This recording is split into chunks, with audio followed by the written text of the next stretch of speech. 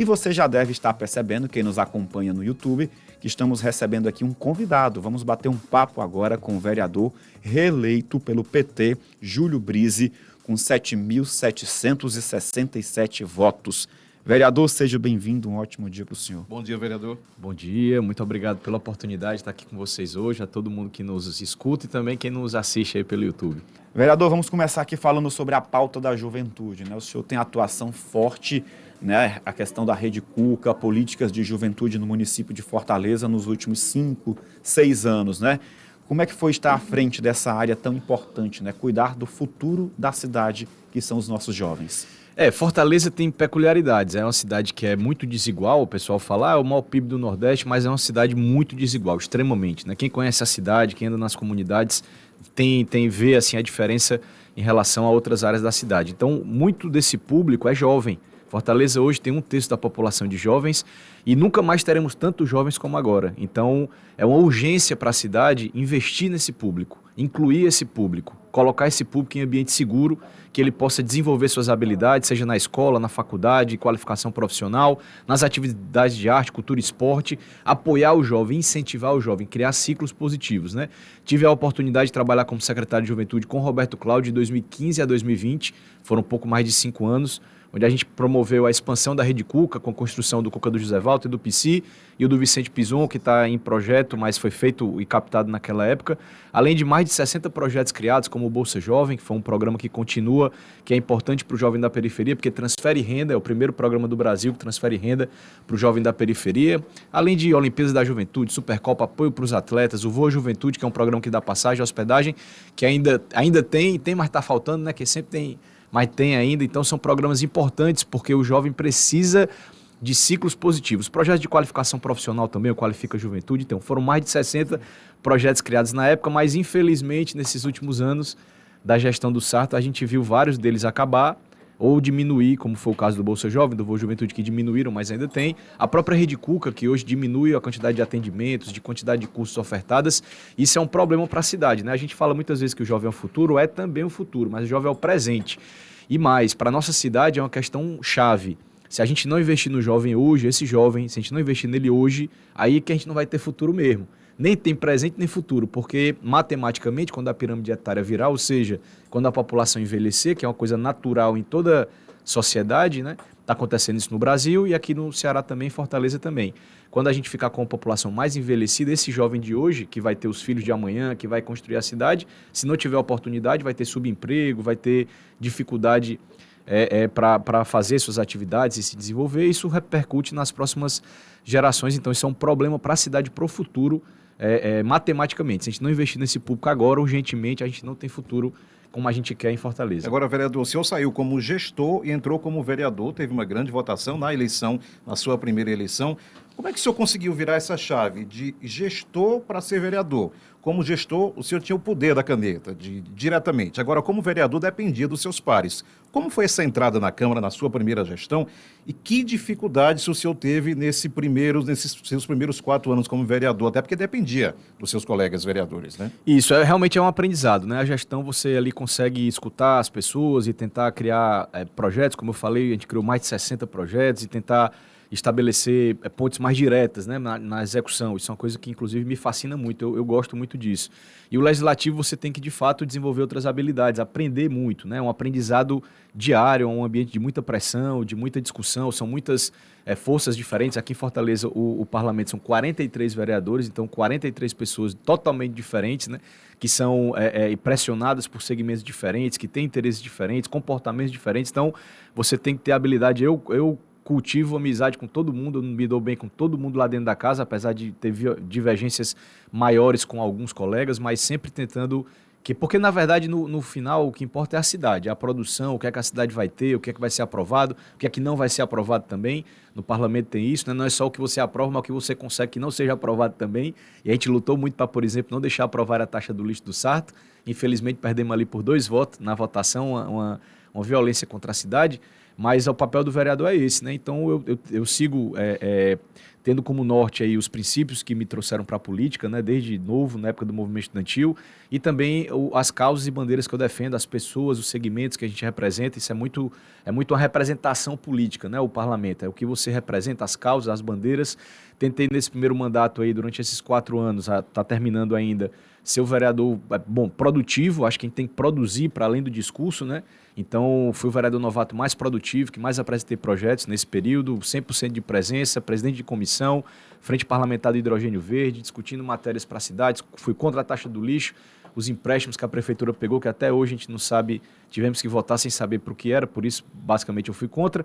E também lutando, a gente vê que isso é importante, né? A cidade precisa de produção, precisa de debate, eu tento sempre preservar e fomentar isso. É um grande aprendizado e que também o parlamento tem um papel importante para a cidade. Vereador, a gente sabe, né, da sua passagem pelo Legislativo, foi reeleito, mais 4 anos à frente, né, na Câmara Municipal de Fortaleza. Sabemos da sua passagem na parte da juventude, né, na Prefeitura de Fortaleza, e também o senhor foi secretário executivo do esporte, né, do Ceará. Além disso, na administração federal, o senhor foi superintendente do Trabalho e Emprego, 2011 e 2013, sendo o mais jovem da história do órgão. Como que foi passar pelas 3 esferas, né? Legislativo, o Poder Executivo Municipal, estadual e agora o federal, ou seja, 4 esferas diferentes. Foi um grande aprendizado. Eu fiz muitos amigos nesse período também. Pude aprender muita coisa, sou muito grato. Na época do Ministério do Trabalho, fui superintendente, o mais novo. Na época que eu entrei, o pessoal todo desconfiava. Rapaz, como é que pode não caba desse bem novinho? E a gente conseguiu fazer um trabalho lá. Foi a época que teve maior arrecadação do órgão. A gente conseguiu reformular tecnologicamente lá alguns setores, né, inclusive o próprio órgão. Acabei com as filas. Na época tinha uma fila que saía no jornal todo dia para tirar carteira de trabalho lá no centro, na 24 de maio.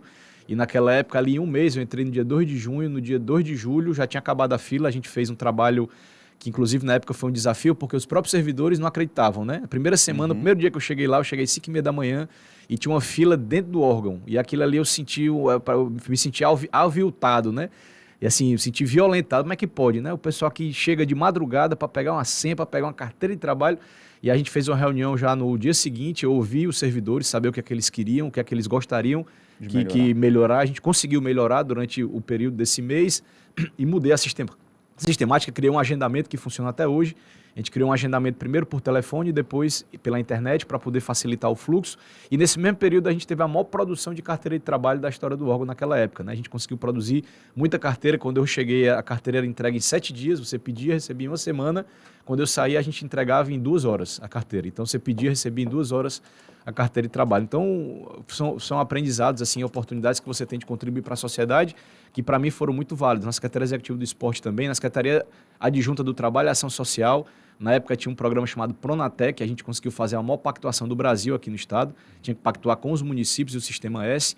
E naquela época, a gente conseguiu fazer a maior pactuação do Brasil em quantidade de vagas, né? Conseguimos, todos os municípios do estado, a gente conseguiu fazer a pactuação para ter vagas naquela época. Então, são aprendizados que eu sou muito grato na Secretaria de Juventude também, com o Roberto Cláudio, outras experiências importantes. Então, eu adoro a gestão pública, assim, poder fazer as coisas acontecerem, né? Você pegar uma ideia, um problema e transformar numa solução, para mim isso é algo assim estimulante demais. Inclusive, o senhor acabou com aquelas pessoas que dormiam na porta da superintendência, pegando espaço na fila e vendiam para quem precisava de fato do serviço. Rapaz, isso aí é um problema. Tinha um pessoal lá chamado laçador, que era esse pessoal que ficava pegando, chamando o pessoal e vendendo senha e levando para outros serviços também de advogado, enfim.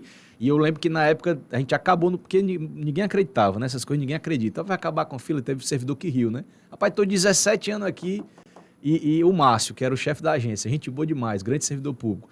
Eu estou há 7 anos aqui, ele começou a rir quando eu falei, vamos acabar com fila. Eu queria que vocês me dissessem como. Eu comecei a reunião assim, juntei todo mundo lá e disse, pessoal, eu vou acabar com fila, eu quero que vocês me digam como.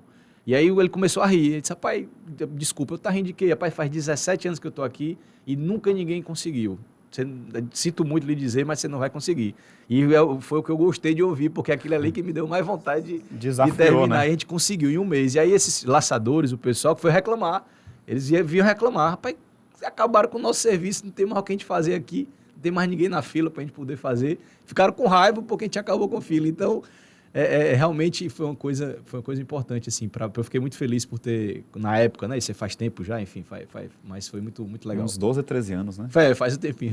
Foi ontem. Vereador Júlio Briz, durante esse seu primeiro mandato, ainda como PDT, e em determinados momentos o senhor se mostrou bastante desconfortável dentro da legenda, nesse primeiro mandato. Em que momento é que surgiu já essa decisão de realmente sair do PDT e ir para o PT, até porque outros convites também surgiram nesse processo de mudança? Como é que foi esse ponto inicial de virar e entrar definitivamente no Partido dos Trabalhadores? Rapaz, o que eu falava na época, o que eu falava da taxa do lixo aconteceu, o que eu falava do PDT de Fortaleza aconteceu. O PDT de Fortaleza virou um partido bolsonarista em Fortaleza. Isso me dói dizer, porque eu fui 16 anos do PDT, militei na juventude, depois que eu saí do movimento estudantil, decidi me filiar a um partido, entendi que eu tinha uma vocação e decidi assumir a vocação ao invés de ficar sendo contra toda hora, porque eu não queria participar e as coisas caíram no meu colo. Eu disse, rapaz, ou vou ser um cara frustrado, ou eu assumo que eu gosto da política e vou tentar contribuir de algum jeito aqui. E me filiei ao PDT, um partido que na época era oposição a tudo, né? Não tinha cargo, não tinha nada, né? Eu queria entrar independente mesmo, entrei porque quis, um partido que tem história, tem bandeira, tem coisas importantes na história do Brasil. E aqui em Fortaleza, no meu primeiro mandato a vereador, infelizmente o partido, por questões, não sei, dos líderes, da conjuntura, enfim... Mas o partido virou um partido bolsonarista. E agora está mais do que claro nesse segundo turno, porque boa parte do PDT, pelo menos quase todos os vereadores eleitos, o próprio presidente municipal do PDT, que é um cara que eu gosto muito, que trabalhei com ele, e não tenho como falar mal nesse sentido, que é o Roberto Cláudio, que está apoiando o André Fernandes, que é o 01 do Bolsonaro, que ele mesmo se intitula o 01 do Bolsonaro no Brasil, é o cara do Bolsonaro, que está escondendo o Bolsonaro agora por covardia dele, porque sabe que o Bolsonaro é rejeitado, está por oportunismo dele, excluindo o Bolsonaro da campanha e outros líderes que o apoiam, mas que é bolsonarista. E o PDT não tem justificativa nenhuma, porque programaticamente, estatutariamente, historicamente, o PDT faz parte do governo Lula, fez parte do governo Lula 1, do 2, da Dilma, fez agora do Lula. Não tem justificativa nenhuma, não tem afinidade nenhuma, nenhuma questão local menor, nenhuma questão pessoal menor justificaria ou pode justificar um alinhamento desse ao bolsonarismo aqui em Fortaleza. É uma coisa que não tem justificativa. E para quem militou, para quem passou esses momentos sofridos na Câmara, porque eu tive no meu primeiro mandato, o cara militante orgânico do partido, era líder do PDT, tive que me confrontar com pressões e com matérias, por exemplo, como a taxa do lixo que eu fui contra, e que o prefeito, o próprio partido me excluiu. Então eu saí do PDT expulso politicamente, né? Me tiraram do diretório, que eu fazia parte desde que eu tinha entrado no partido, me tiraram de reunião, me tiraram de tudo me tiraram, me expulsaram politicamente do partido, e o prefeito mesmo disse que eu não teria legenda para me candidatar se eu quisesse. Então isso foi uma expulsão política, e eu fui convidado pelo PT, fui para o PT, estou no PT e sou muito grato pelo convite, pelo gesto, pelo acolhimento do PT, de respeitar minhas bandeiras, de me chamar para somar com o partido aqui na cidade, e eu tenho tentado fazer isso. Então, assim, para mim é uma grande decepção o PDT de Fortaleza virar um PDT bolsonarista, né? Assim, não tem justificativa. Isso é uma coisa conflitante, inclusive, né? O próprio presidente nacional do PDT teve que gravar um vídeo para dizer que o PDT em Fortaleza tem que apoiar o Evandro, o presidente, o Lupe, né? Eu estou falando, o André, que é o presidente em exercício também, se posicionou a favor do Evandro, e figuras da militância da juventude do PDT, que fez um papel muito importante de se posicionar nacionalmente contra essa adesão ao bolsonarismo aqui em Fortaleza, que teve uma repercussão forte, né? Parabenizar os jovens da juventude do PDT, que eu fiz parte, com muito orgulho. Então, é uma coisa que, sim, injustificável a gente ver o que está vendo hoje aqui em Fortaleza. Ô vereador, qual foi a eleição mais difícil? Foi aquela lá de 2020 ou essa de 2024? Essa agora de 2024, por vários motivos. Primeiro que a eleição para vereador é a mais difícil que tem, né? É a mais difícil que tem, não tenho dúvida disso. Voto a voto. Voto a voto, é difícil demais. E o eleitor mora na sua rua, né? O eleitor mora na rua. E eu fui candidato em 2020 em outra conjuntura, né? Agora, primeiro que a reeleição de vereador é mais difícil do que a primeira eleição, né? O que as pessoas experientes que estão na política sempre falam é que a primeira reeleição de vereador é a mais difícil. Então, isso aí por si só já eu acredito na prática, né? Segundo, que pelas minhas posições no meu primeiro mandato, de ter sido tirado do PDT, de ter sido contra a taxa do lixo, de ter sido contra várias coisas que eu considerei negativas da gestão, não sem tentar alertar, não sem tentar falar, não sem me colocar várias vezes para tentar ajudar e nunca ter sido ouvido, né? Eu nunca fui ouvido pela gestão do prefeito Sarto, nunca, né? Não só eu, várias pessoas, né? Ele não escuta ninguém, e eu acho que isso foi comprovado agora no resultado da eleição. Mas, além disso, a perseguição que eu sofri nesse tempo todo pela gestão, pelo Sarto, pelas pessoas do Sarto, a quantidade de candidatos que ele lançou, pessoas que eram próximas a mim, ele lançou o candidato, estimulou, financiou, apoiou, prometeu mundos e fundos para a pessoa ser candidato, para poder me prejudicar. Então, são essas coisas que que acontece. Eu não reclamo de nada, dificilmente você vai me ver reclamando de alguma coisa, eu não tenho esse perfil. Assim, as dificuldades existem, a gente tem que ter o nosso trabalho, tem que ter nossa força de vontade e estar certo do que a gente acredita, ir para cima e levantar a cabeça. E agradeço muito às pessoas que apoiaram, que ajudaram a juventude da cidade, o esporte, a cultura, para garantir aí os 7.767 votos com muito orgulho e a gente conseguir garantir o espaço na Câmara para continuar as defesas de projetos e pautas importantes para a cidade. Como é que o senhor desenha a Câmara Municipal para 2025, baseado nesses vereadores que foram eleitos agora para o próximo ano, seus colegas? Olha, eu acho que vai ser um mandato diferente, né? A gente teve uma renovação, tem colegas novos aí que estão vindo de outros segmentos também, né? Com outras perspectivas. Acho que tem várias pessoas que têm um perfil mais de rede social também, isso aí também difere um pouco de como é feito o tratamento lá na Câmara, mas a gente vai continuar trabalhando para ter uma boa relação com todo mundo, tentar contribuir com o parlamento para que os projetos positivos possam tramitar, independente de onde vierem, e a gente poder contribuir com a cidade, que na verdade é o que importa no final, né? Então, qualquer briga menor, qualquer discussão, qualquer coisa, isso aí se perde no caminho. O importante é a gente trabalhar para as pautas importantes da cidade. Esse tem sido nosso esforço e acredito que no próximo mandato a gente vai conseguir avançar em algumas, e eu espero que o próximo prefeito seja o Evandro, né? Tomara. E a gente tem aí uma gestão equilibrada, uma gestão de diálogo com o parlamento, uma gestão que não use a Prefeitura de Fortaleza como o Bolsonaro fez com a presidência, e que eu tenho certeza que o André, se eleito, tomara que não, fará, porque ele é de rede social, ele vai usar o parlamento e vai usar, na verdade, a Prefeitura para fazer cavalo de batalha e disputa ideológica com o PT, com o governo federal, estadual. Não que ele não possa, é democrático, ele faz, mas usar a Prefeitura, né, se ele for eleito, que eu espero que não seja. E acho que isso é o que ele vai fazer, que é o que o Bolsonaro fez, que é o líder dele e a quem ele segue. Que é, bom, se está faltando um medicamento ou um problema na cidade, vai fazer um vídeo para reclamar da do governo e do governo federal, para dizer que a culpa não é dele, a culpa é porque não passou recurso. O Sarto fez mais ou menos isso e não deu certo, né? Mas é óbvio que vai usar a gestão para fazer disputa partidária, ideológica, é tudo que a prefeitura não, é tudo que a população da cidade não precisa. Fortaleza hoje, com os empréstimos, está endividada, uma cidade que aumentou muito o seu custeio e vai ter que reduzir naturalmente, vai precisar de muita parceria, de muito diálogo, buscando recurso no governo federal, buscando emenda parlamentar, buscando apoio do governo estadual. Necessariamente Fortaleza vai ter que fazer isso nos próximos anos, não tem como ser diferente. E a cidade agora, a população, apostar num sujeito que estimula a briga, estimula a confusão, só quer fazer fuar toda hora, ao invés de se preocupar com o que importa, é muito temerário para a cidade. Eu espero que ele não seja eleito, seja eleito o Evandro agora no próximo domingo. Vereador, na reta final deste segundo turno, a militância, né, dos dois, André Fernandes e do Evandro Leitão, a militância está na rua, né? O que se espera aí até sábado? Olha, eu espero que as pessoas peçam voto para o seu candidato, respeitando o outro. Eu espero muito, eu não desrespeito os outros candidatos, né? E também não estimulo isso. Acho que tem que ter de forma respeitosa. Acredito que as campanhas tomaram corpo. A do Evandro pegou, a campanha do Evandro pegou, a gente percebe isso. Nesses últimos dias, ela pegou nessa última semana. Eu acho que o crescimento é evidente, na rua mesmo, assim, a quantidade de atividade, o pessoal indo para as atividades, botando a camisa, botando adesivo, postando na rede social, aumentou demais. A campanha do André também tem muita adesão. E eu espero que as pessoas tenham juízo nessa última semana, não deixe as emoções tomarem conta. A eleição é próximo domingo, depois de domingo a vida continua, né? Então tem que continuar para todo mundo e a disputa tem que ser no campo democrático, das ideias, das propostas para defender o candidato. Eu estou defendendo o Evandro, acho que é importantíssimo para a cidade que ele seja eleito agora e acredito que no domingo a gente vai ter, se Deus quiser, essa semana de mais crescimento e uma vitória para a cidade de Fortaleza com a eleição do Evandro próximo domingo.